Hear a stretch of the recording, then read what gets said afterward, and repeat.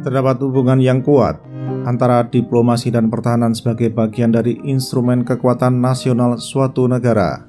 Kemampuan pertahanan suatu negara tidak dapat hanya mengandalkan pada aspek hard power, yaitu kekuatan militer saja, namun harus didukung pula oleh aspek soft power, yaitu diplomasi. Diplomasi merupakan lini pertama pertahanan di mana potensi ancaman yang muncul akan dihadapi melalui pendekatan diplomatik terlebih dahulu. Diharapkan melalui pendekatan diplomatik, maka ancaman tersebut dapat ditangkal sehingga tidak diperlukan penggunaan hard power yang berujung pada konflik atau perang.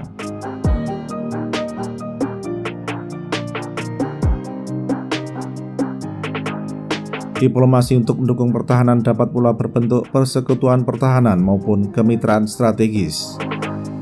Bentuk persekutuan pertahanan dapat bersifat bilateral seperti Amerika Serikat dan Jepang, dan bisa pula bersifat multilateral seperti NATO. Sementara kemitraan strategis memiliki ikatan yang lebih longgar dibandingkan dengan persekutuan pertahanan, di mana kemitraan strategis tidak selalu mencakup kewajiban para pihak untuk saling membantu secara militer apabila salah satu pihak diserang oleh pihak ketiga. Secara umum, negara-negara maju lebih banyak mengadopsi persekutuan pertahanan, sementara negara-negara berkembang lebih suka menggunakan kemitraan strategis.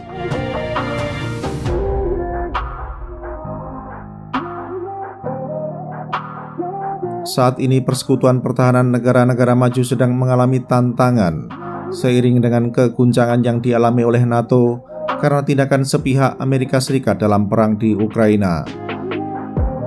Amerika Serikat yang sejak akhir Perang Dunia Kedua menjadi mitra andalan negara-negara NATO di Eropa, kini mengubah kebijakan terkait perang di Ukraina, di mana kebijakan tersebut dipandang merugikan NATO dan Ukraina.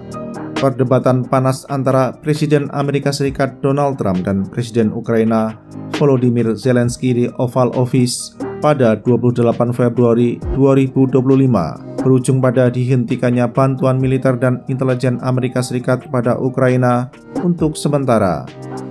Apa yang terjadi di Oval Office membuat negara-negara Eropa anggota NATO sangat khawatir, sebab melihat bahwa Amerika Serikat melakukan policy U-turn yang tidak pernah dibayangkan sebelumnya.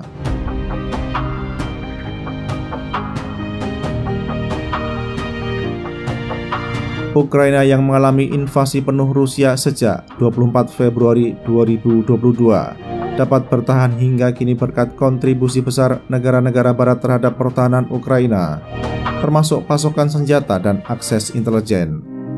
Invasi Rusia ke Ukraina yang kini memasuki tahun ketiga menjadi salah satu bukti pentingnya kemitraan strategis bagi pertahanan suatu negara. Namun dengan kebijakan yang ditempuh oleh administrasi Presiden Trump yang lebih mendekat ke Rusia dan mulai mengabaikan Ukraina dan negara-negara NATO di Eropa, negara-negara barat kini mempertanyakan seberapa andal Amerika Serikat sebagai sekutu dan mitra.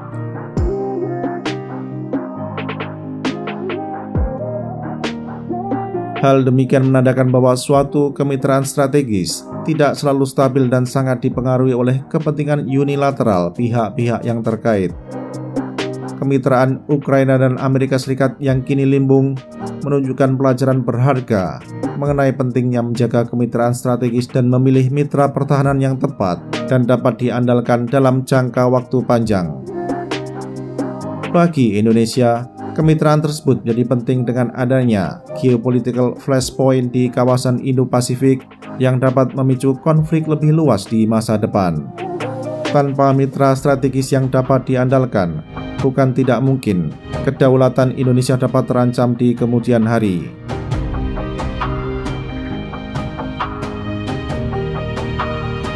Indonesia telah menjalin kemitraan strategis dengan sejumlah negara kunci di dunia. Misalnya, sebagai salah satu tetangga terdekat, Indonesia telah menyepakati Defense Cooperation Agreement atau DCA dengan Singapura yang mencakup kemitraan seperti latihan bersama antara militer kedua negara. Lalu, dalam kunjungan Presiden Prabowo Subianto ke China, kedua negara sepakat untuk menguatkan kerjasama strategis secara komprehensif. Bersama dengan kunjungan Presiden Erdogan baru-baru ini, Indonesia dan Turki menyepakati peningkatan kerjasama strategis dalam berbagai bidang, termasuk mengenai pengembangan industri pertahanan. Selain itu, Indonesia memiliki kemitraan strategis komprehensif dengan Amerika Serikat, Australia, dan Prancis. Salah satu sektor dalam kemitraan strategis komprehensif antara Indonesia dan ketiga negara tersebut adalah di bidang pertahanan yang mencakup dialog pertahanan, pendidikan dan pelatihan, latihan bersama, pertukaran intelijen, perdagangan pertahanan, dan teknologi pertahanan. Terdapat pula forum 2+2 Dialogue antara Indonesia dan Amerika Serikat, Australia, dan Prancis yang melibatkan Menteri Luar Negeri dan Menteri Pertahanan Indonesia dengan Menteri Luar Negeri dan Menteri Pertahanan masing-masing negara itu.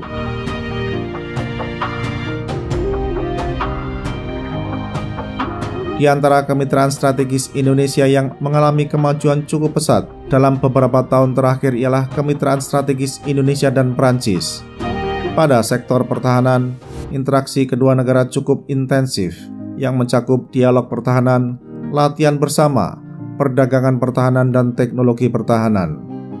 Hal ini tidak lepas dari kebijakan pemerintah Indonesia sejak 2020 yang menjajaki pendekatan baru dalam bidang pertahanan, termasuk melakukan peningkatan kerjasama dengan sejumlah negara Eropa. Kemitraan strategis kedua negara yang disepakati pada 2011 kemudian diperkuat dengan Defense Cooperation Agreement pada 2021.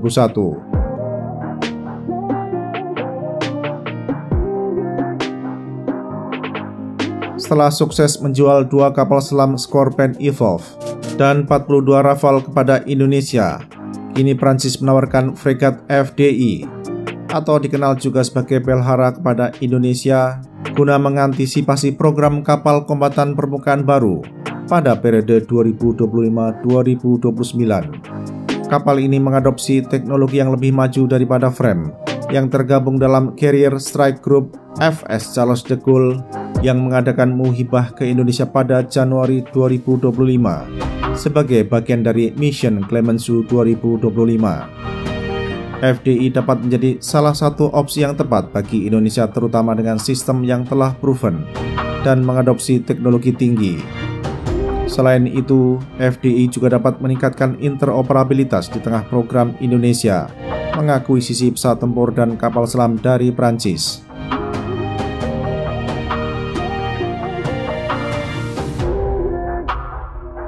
Suatu hal yang penting untuk diperhatikan dari sebuah kemitraan strategis adalah mendapatkan mitra yang dapat diandalkan. Mengingat bahwa kasus di Ukraina, kemitraan dengan negara yang tiba-tiba mengubah arah kebijakannya dapat mengancam kemampuan pertahanan negara.